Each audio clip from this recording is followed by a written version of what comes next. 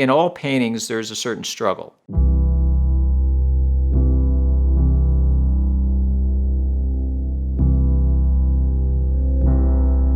And I like that tension and I like that challenge.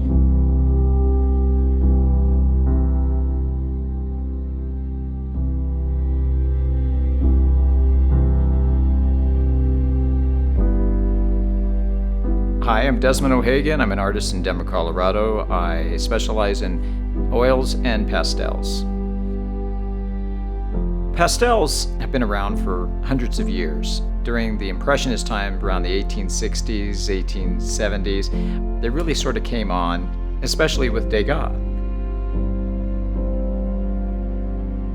You were painting with pure pigment, which makes it really interesting. So you really are working with really interesting colors, you're combining colors, you're overlapping, and there's a lot of similarities in techniques, how I use my oil paints and my pastels. They're a very similar technique.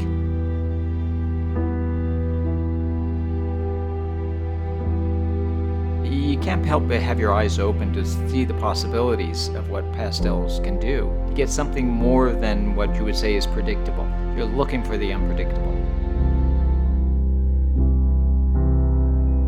I've been painting and drawing since I was pretty young, but I never really could make the connection of being a full-time artist or being a professional artist.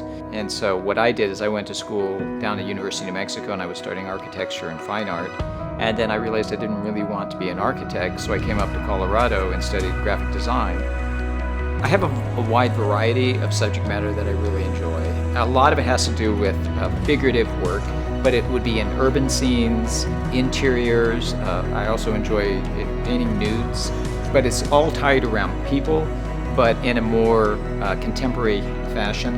It translates well into what I consider my technique and style. There was a particular painting I remember a little while back. I was working on it, and it didn't really have that spark that I was looking for.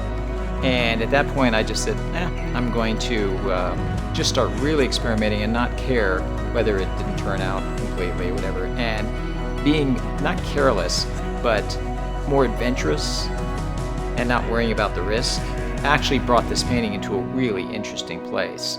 So those are those little transitions and travels you'll make painting that can really even turn your style into another direction. It's being willing to risk, screwing up a painting. I always feel that you're always a student in this because there's always something new to learn. So it can be humbling as well because you can't ever assume you've got it all or figured it all out. And that's the challenge that I really love.